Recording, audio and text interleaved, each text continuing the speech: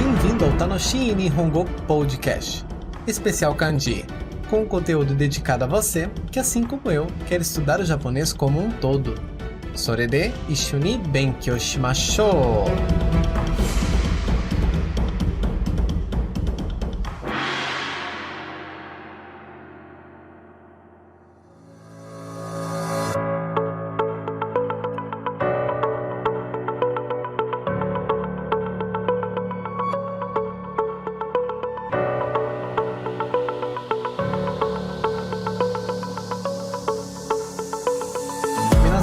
Genki desu ka?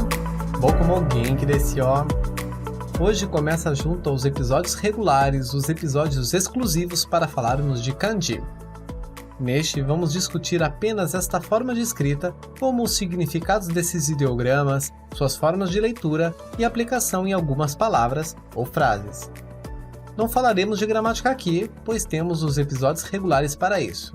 A ideia realmente é termos um papo rápido sobre esse tema e te ajudar a identificar, ler e entender esses símbolos.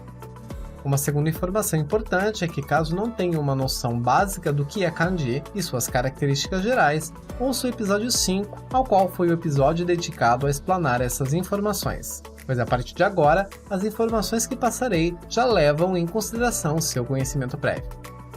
E mais um detalhe. Os kanjis que abordaremos serão os kanjis atribuídos ao JLPT, o teste de proficiência de língua japonesa do nível 5. Então, aproveita e abre o material de apoio referente a este episódio, fazendo o download pelo link que está disponível na descrição. Está pronto? Vamos começar!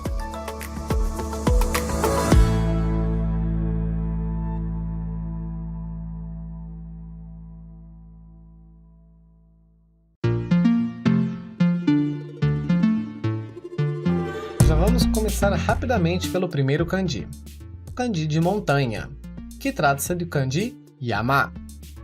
Esse kanji representa a própria forma das montanhas, como pode observar na imagem. Ele pode ter as leituras Yama, que é a própria palavra montanha, o que normalmente é visto junto a sobrenome de pessoas, como por exemplo Yamada-san, senhor ou senhora Yamada, ou nome de cidades como Hayamashi, cidade de Hayama, ou de províncias como Yamagata-ken, província de Yamagata. Esse kanji também tem a leitura san, porém não o san que usamos como sufixo nos nomes das pessoas, mas em palavras que têm relação com montanha, como a palavra Fuji-san,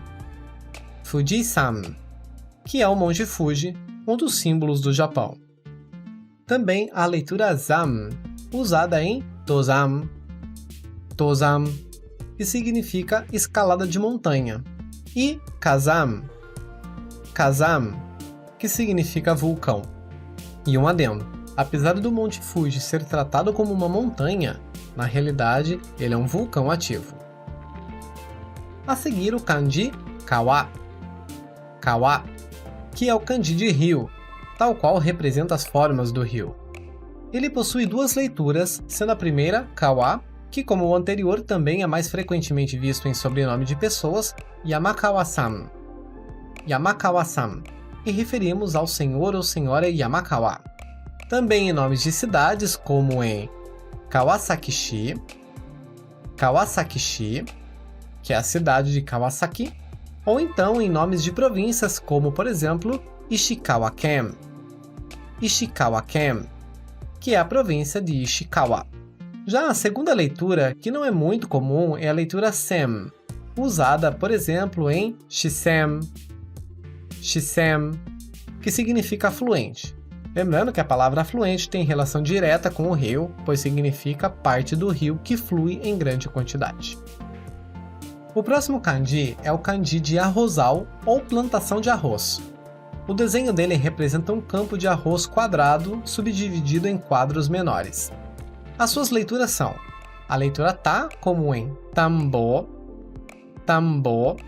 que é a própria palavra arrozal, e também frequentemente usado em sobrenomes de pessoas como Tanaka-san ou Tamura-san. Uma outra leitura é a leitura dem, usada na palavra yudem, que significa campo de petróleo. Em seguida temos o kanji de sol, que se você ouviu o episódio de introdução ao kanji, viu que tem várias leituras para cada tipo de palavra que esteja incorporando, sendo a primeira a leitura hi para sol mesmo, a leitura ni para Nihon, que significa Japão, e em seguida a leitura nichi, que significa dia. Depois temos a leitura bi, usado em nichiyoubi, que significa domingo, que aliás nessa palavra possui o mesmo kanji no início e no final, porém cada um usando uma leitura. A primeira nichi e a segunda bi. E a última leitura, a leitura jitsu, usado em kyujitsu, que significa feriado. Só que a gente fica meio maluco com tantas leituras. Não diga! Mas o melhor é aprender as palavras e não as leituras individuais. E agora, o último kanji desse episódio, o kanji de lua, que tem referência ao desenho da lua com algumas nuvens.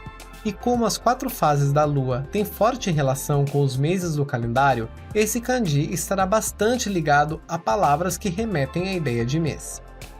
Quanto às leituras, também temos algumas, sendo a primeira, a leitura tsuki, que quando está isolado pode significar lua mesmo. Porém, quando está com o kanji mai em sua frente, se torna maitsuki,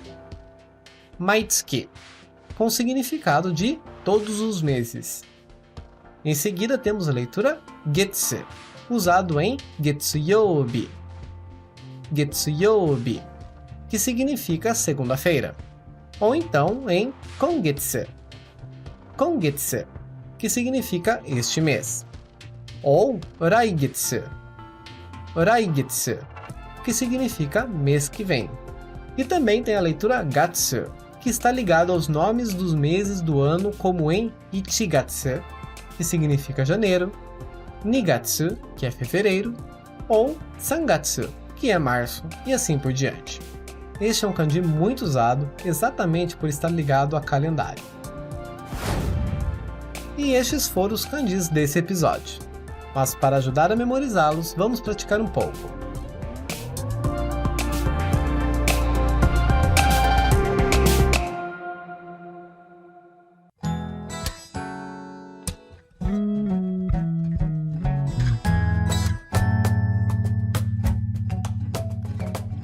Para praticar um pouco os kanjis que vimos, continua com seu material de apoio, que haverão algumas frases para você praticar. Primeiro, tenta adivinhar qual a leitura deles e em seguida retorna comigo para conferir.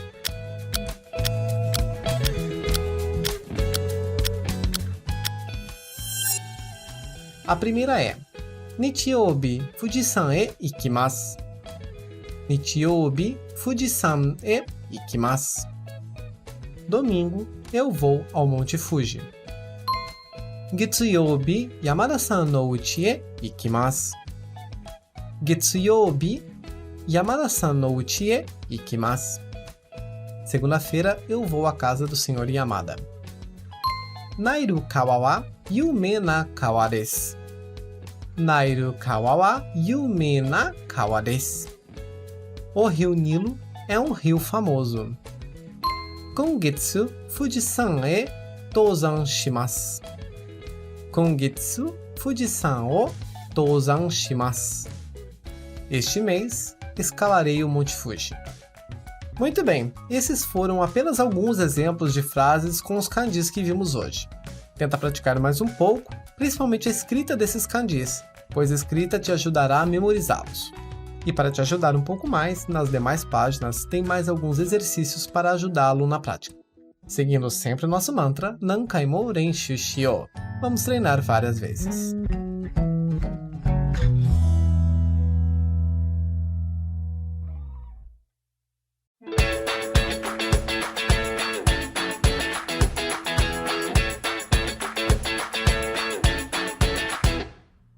E assim finalizamos este episódio especial de kanji.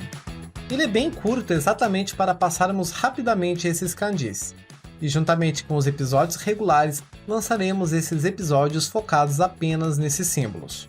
Por isso, continue nos acompanhando. Aproveitando também para avisar que o perfil do Tanoshi Nihongo no Instagram há várias postagens de vocabulários e frases para te ajudar a praticar. Inclusive, nos destaques dos stories, haverá um exclusivo para esses kanjis.